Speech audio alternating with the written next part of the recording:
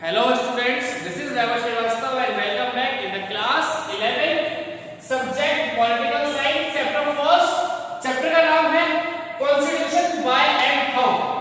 Constitution क्यों जरूरी है, किस तरीके से इसमें काम किया जाएगा, ये सब बातें हमें बताई जाएंगी इस चैप्टर के अंदर। धीरे धीरे 11th क्लास के बच्चों को बिल्कुल प्राइमरी थिंग्स से मैं स्टार्ट कर रहा हूँ, जीरो से मैं स्टार्ट कर रहा हूँ, इसलिए ज्यादा बड़े वीडियोस में नहीं बना रहा हूँ। मैं 2-3 पॉइंट्स से लेके आया हूँ आपके लिए, जो आपको मुझे आज समझाने हैं।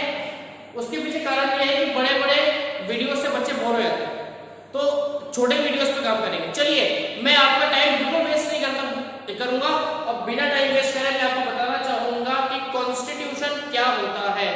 भारत का संविधान, this is the supreme authority of India. India में गवर्नमेंट के 3 पार्ट्स आपने पढ़े थे आप लोगों ने। अब उन तीनों पार्टों से ऊपर, 3 पार्ट से ऊपर जो है वो है आपके Indian constitution. Prime minister, president, governor, इन सभी पोस्ट से ऊपर जो पोस्ट है वो है Indian constitution. Indian constitution is the primary and supreme document of India. जो भारत का संविधान है, लिखित संविधान है, हम जानते हैं अच्छे तरीके से, ये इंडिया का सुप्रीम डॉक्यूमेंट है, जिसके अंदर इंडियन सिटीजन्स को मिलने वाले सारे राइट्स, मिलने वाली सारी ड्यूटीज, उनकी प्रीएम्बल्स, सब कुछ गिवन है, सब कुछ रिटन है। और मैं आपको बता देता हूं कि जो इंडिया का कॉन्स्टिट्यूशन है वो लिखित है, वो रिटन कॉन्स्टिट्यूशन है और दुनिया का सबसे बड़ा कॉन्स्टिट्यूशन है, जिसके अंदर लगभग नहीं बोल सकते, एग्जैक्ट बोल सकते हैं, यहाँ पे लगभग 395 आर्टिकल्स एंड 22 स्केड्यूल्स हैं, जो ये दर्शाते हैं कि इंडिया का जो कॉन्स्टिट्यूशन है वो दुनिया का सबसे बड़ा कॉन्स्टिट्यूशन है, दुनिया का। अब मैं इसके बारे में आपसे बात करूंगा कि ये क्यों है, किस तरीके से हमारे पास आएंगी सारी बातें, सब पढ़ेंगे, डिस्कस करेंगे इन चीजों को। मैं आज आपको बताना चाहता हूं कि sir why we need constitution, हमें कॉन्स्टिट्यूशन की नीड क्यों होती है, ऐसे क्या कारण है जिसकी वजह से कॉन्स्टिट्यूशन की रिक्वायरमेंट हमें होती है। तो भैया बात करते हैं कि sir why do we need Indian constitution, why do we need constitution. पहला करके allow coordination and assurance. Indian constitution हमें कोऑर्डिनेशन अवेलेबल कराता है और एश्योरेंस अवेलेबल कराता है, जो ये बताता है कि कॉन्स्टिट्यूशन के अंदर कुछ रूल्स हैं, कुछ प्रिंसिपल्स हैं, कुछ डॉक्यूमेंट्स हैं, जो ये बताते हैं कि हर सिटीजन की क्या क्या राइट्स होते हैं, क्या क्या ड्यूटीज होती है, उन्हें क्या काम करना है और क्या नहीं करना है, क्या करना लॉफुल होगा और क्या करना लॉफुल होगा और क्या करना लॉफुल नहीं होगा।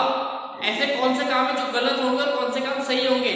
और अगर किसी भी पर्सन ने हमारे साथ कुछ गलत किया है, कुछ फ्रॉड किया है, कुछ मिसरिप्रेजेंटेशन किया है, कुछ कॉरिजन किया है, तो उसके लिए हमारे पास रेमेडीज क्या क्या होती है, मतलब क्या क्या उपचार है हमारे पास में कि हम उनको गलत साबित कर सकते हैं, हम हमारे हक के लिए लड़ाई कर सकते हैं। हमारे हक के लिए लड़ना हमें क्या कौन सिखाता है, इंडियन कॉन्स्टिट्यूशन।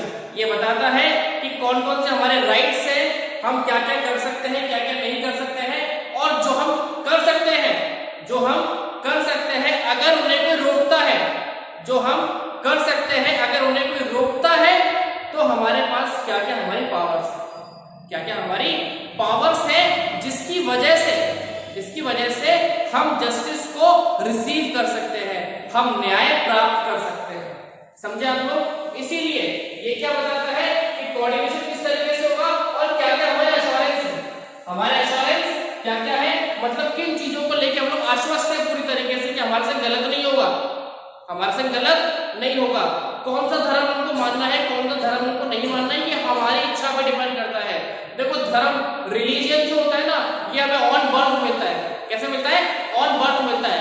लेकिन इसका मतलब ये नहीं है कि हमें जो धर्म ऑन बर्थ मिला है, जो रिलीजन हमें ऑन बर्थ मिला है, बाय बर्थ मिला है, उसी पर हम लोग आगे कंटिन्यू करें। देखो मैं किसी भी धर्म का हूं, लेकिन ये जरूरी नहीं है कि मैं दूसरे धर्म को नहीं मानूं। देखो दो बातें यहाँ पे, अपने धर्म को मानना ठीक है गलत नहीं है, लेकिन दूसरे धर्म को नहीं मानना या फिर मानने वालों को रोकना ये भी गलत है। तो ये बात सही है गलत है ये हमें कौन बता रहा है? ये हमको बता रहा है हमारा इंडियन कॉन्स्टिट्यूशन। चलिए क्लियर है आपको ये वाली बात। अब बात करते हैं सर कि और क्या करना है इसका, specification of decision making power. आपको पता है कि हर स्टेट में हर कंट्री के अंदर डिसीजन लिए जाते हैं ठीक है। अब मैं बात करता हूँ तीन टाइप्स की, मैंने यह बात करी कि डिसीजन लेने की जो पावर है, जो जिम्मेदारी है वो किसके पास होती है बेटा? गवर्नमेंट के पास में होती है।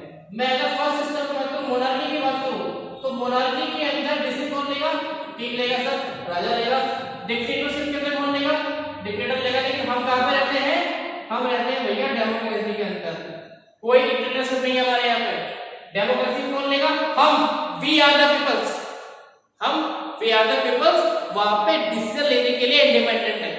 चलिए आगे बात करते हैं अब कैसे लिया जाएगा। मैंने पूरा उससे ये चार्ट रेडी किया है। इंडियन सिटीजंस के पास में कौन क्या होते हैं? Voting rights, right. हमारे पास क्या होते हैं? Voting rights. ज्यादा बड़ा वीडियो नहीं बनेगा, इसलिए बिल्कुल ध्यान से देखिए इस चीज को। हमारे पास क्या होते हैं? वोटिंग राइट्स, जो हमें क्या देते हैं? Voting powers. और वोटिंग पावर्स की वजह से हम किनको सेलेक्ट करते हैं? हमारे रिप्रेजेंटेटिव्स को सेलेक्ट करते हैं। हम लोग हमारे रिप्रेजेंटेटिव्स को सेलेक्ट करते हैं और वो क्या बनाते हैं? रूल्स बनाते हैं। तो यहाँ पे आपको क्लियर हो चुका होगा कि specification of decision making power किसके पास होती है? वी द पीपल्स, हमारे पास में। क्यों? हम कौन है? We the peoples, Indian citizen. हमारे पास क्या है? वोटिंग राइट्स, वोटिंग पावर्स, और इससे क्या बनेंगे? रिप्रेजेंटेटिव, और क्या बनाएंगे? वो हमारा डिसीजन। ठीक है। नेक्स्ट वीडियो के अंदर मैं आगे की बातें और आपके सामने लेके आऊंगा। तब तक stay home, stay safe, be happy. Thank you very much.